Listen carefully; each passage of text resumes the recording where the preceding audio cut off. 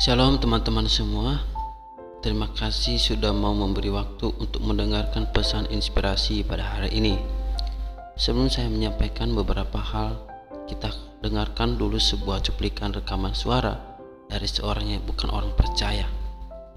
Orang Kristen sampai detik ini bilang Yesus Tuhan, Tuhan Yesus, Tuhan Yesus. Nah dia duduk di sebelah kanan Allah. Yang balik duduk di sebelah kanan Allah, katanya dia Allah. Nah dia duduk di sebelah kanan Allah. Iya, Allah yang mana? Orang Kristen bilang Yesus Tuhan, Yesus Tuhan Juru Selamat. Dia duduk di sebelah kanan Allah. Nah, dari cuplikan rekaman suara tersebut, ia menafsirkan satu kalimat dalam Alkitab secara lokasi materialistis, yang artinya ia menganggap bahwa ketika Tuhan Yesus naik ke surga dan duduk di sebelah kanan Allah, berarti sebelah kirinya Yesus adalah Allah. Dan tentunya pandangan ini sangat bertentangan dengan keesaan Allah. Dia tidak paham dengan makna dari duduk di sebelah kanan Allah, yang juga merupakan bagian dari pengakuan iman Kristen.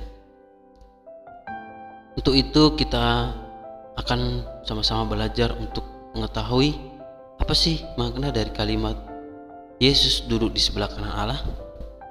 Sebelumnya kita baca Markus 16 ayat yang ke-19.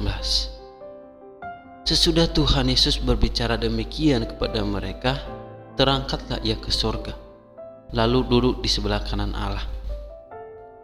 Teman-teman, di sini saya akan menyampaikan 2 poin penting tentang makna dari Yesus duduk di sebelah kanan Allah. Dan tentunya 2 poin ini tidak jauh dari pandangan-pandangan para hamba Tuhan lainnya. Makna dari Yesus duduk di sebelah kanan Allah yang pertama, yaitu sebagai tempat terhormat dan tertinggi.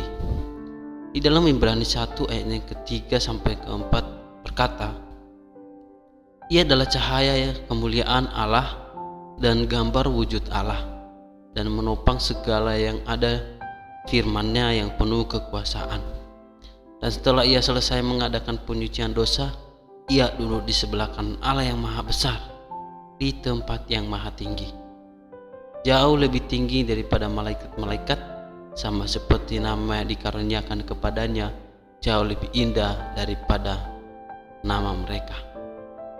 Teman-teman, jelas di dalam ayat ini berkata bahwa ia duduk di sebelah kanan yang maha besar, artinya sebagai tempat terhormat, tempat tertinggi.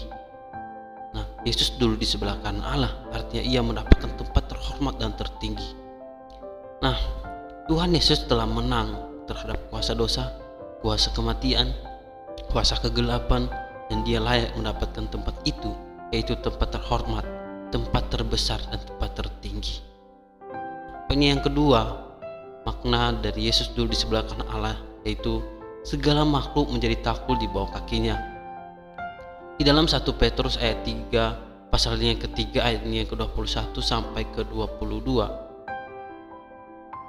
Oleh kebangkitan Yesus Kristus yang duduk di sebelah kanan Allah setelah ia naik ke surga, sesudah segala malaikat, kuasa dan kekuatan ditaklukkan kepadanya.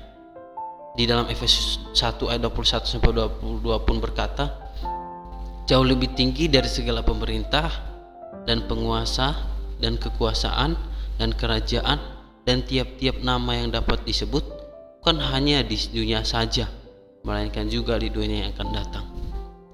Dan segala sesuatu telah diletakkannya di bawah kaki Kristus, dan dia telah diberikannya kepada jemaat sebagai kepala dari segala yang ada.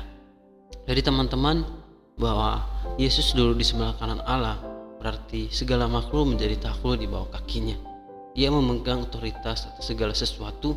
Segala otoritas mencakup otoritas yang ada di surga maupun yang di bumi.